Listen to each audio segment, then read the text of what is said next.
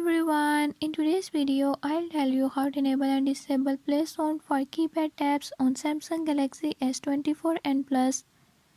In this video I'm gonna show you how to enable and disable it. Before I start, if you are new to my channel, don't forget to subscribe and hit the bell icon. Watch complete video and learn how you can do it. Let's watch the video.